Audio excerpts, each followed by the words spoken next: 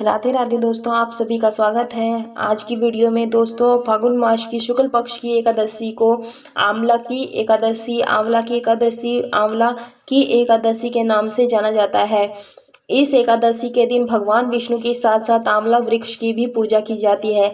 सनातन धर्म में पीपल और आंवले के वृक्ष को देवता के समान माना जाता है। भगवान विष्णु को आंवला वृक्ष और तुलसी अति प्रिय है, क्योंकि भगवान विष्णु जी ने ही आंवला वृक्ष की उत्पत्ति की थी और भगवान विष्णु ने आंवले के वृक्ष को आदि वृक्ष की संज्ञा भी दी थी। आंवला की एकादशी के दिन भगवान विष्णु और आंवला की विधिवत पूजा करनी चाहिए और साथ में ही करना होता है दीपदान, जो कि आज की वीडियो में मैं आपके साथ शेयर कर रही हूँ। तो आप यहाँ पर वीडियो को ज़्यादा से ज़्यादा ध्यान से देखिएगा और दीपदान कैसे करना है वो देखिएगा। तो इस तरह से हमें दीपदान करना होता है।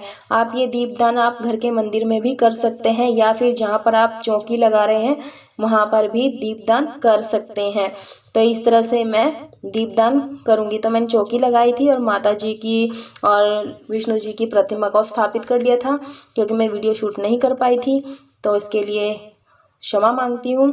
तो इस तरह से हमें स्थापित करना है और गंगा जल से शुद्ध करना है। तो इस तरह से मैंने स्टील की प्लेट ली है और चंदन लिया है, पीला चंदन। इस तरह से मैं प्लेट पर स्वास्तिक बना लूँगी और साथ में हल्दी कुमकुम से मैं तिलक कर दूँगी।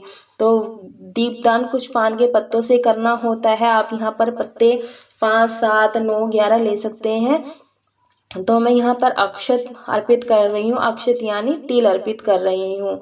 तो आप यहाँ पर तिल अर्पित कर दें। मैं यहाँ पर पीपल के पत्ते ले रही हूँ, मैं यहाँ पर 7 पत्ते ले रही हूँ। अगर आप यहाँ पर पान के पत्ते ले सकते हैं। मैंने यहाँ पर डंठल काट रही हूँ, क्योंकि हमें दीपदान करना है तो डंठल की आवश्यकता नहीं है, तो हम पत्ते से डंठल अलग कर देंगे। अगर आपके पास पान के पत्ते मिल जाते हैं तो बहुत ही उत्तम होता है। इनको आप इसी प्रकार से टीक लेंगे। तो हमें यह डंठल जल्दी से जल्दी निकालना है। और आप एक आंवला की एकादशी में आंवले का हर प्रकार से प्रयोग करना चाहिए। जब आप सुबह में स्नान कर रहे हों तो हमें जल में ही आंवला रस डालकर ही स्नान करना चाहिए, इससे माता लक्ष्मी प्रसन्न होती है। तो इस तरह से मैं पीपल के पत्तों पर चंदन से तिलक कर दूंगी। और यहाँ पर आप 7, 11 ले सकते हैं, बहुत ही अच्छा रहता है।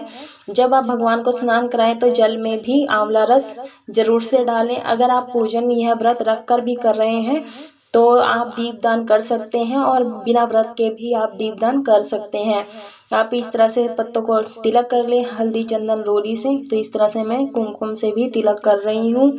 दीपदान करने के लिए हमें आंवला लेना होता है, तो आंवला आप जरूर लीजिएगा। तो इस तरह से मैं पत्तों को तिलक कर रही हूँ।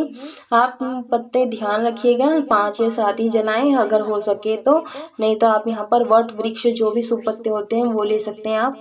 तो इस तरह से मैं धूप बत्ती जला लूँगी। धूप बत्ती जलाने के बाद गणेश जी का मन में ध्यान करते हुए और ओम नमः भगवते वासुदेवाय का मंत्र का उच्चारण करते हुए इस तरह से मैं धूप दिखा दूंगी सभी को। तो ओम नमो भगवते वासुदेवाय मंत्र का उच्चारण करते हुए बनाना है, धूप दीप करना है, धूप दीप दिखाना है। तो इस तरह से मैं धूप दिखा दूंगी और आप भी दिखा दें। और हमें आंवला भी लेना होता है, तो आंवले का जो दीपक है हमें प्रज्वलित करना होता है। तो हमें कच्चे आंवले लेने हैं हरे। तो इस तरह से मुझे होल करना है, तो मैं ये होल कर लूँगी यहाँ पर। आप यहाँ पर होल थोड़ा गहरा ही करें ताकि हम उसमें जो घी की बाती लगाएंगे वो आराम से टिक जाए। तो इस तरह से, और जो आंवला होता है बहुत ही ज़्यादा महत्वपूर्ण होता है। आंवले का दीपदान आप आंवला की एकादशी हो चाहे कार्तिक मास में हो तो आप आंवले का दीपदान प्रज्वलित कर सकते हैं, बहुत ही ज़्यादा महत्वपूर्ण होता है। भगवान विष्णु को आंवला अति प्रिय होता है, अति प्रिय फल होता है, औषधीय गुणों से भरपूर होता है, यह सारे गुणों से युक्त होता है और ये सेहत के लिए भी बहुत ही अच्छा माना जाता है। आध्यात्मिक दृष्टि से भी और हमारी धार्मिक दृष्टि से भी बहुत ही अच्छा माना जाता है। ये बहुत ही महत्वपूर्ण होता है वृक्ष। तो इस तरह से मैं चंदन रोली से तिलक कर लूँगी।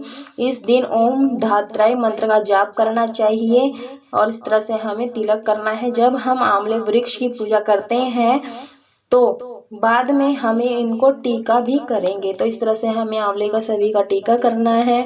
और आज के दिन आप आंवला वृक्ष की पूजा जरूर से करनी चाहिए और भगवान विष्णु को आंवले से बनी हुई वस्तुओं का ही भोग लगाना चाहिए।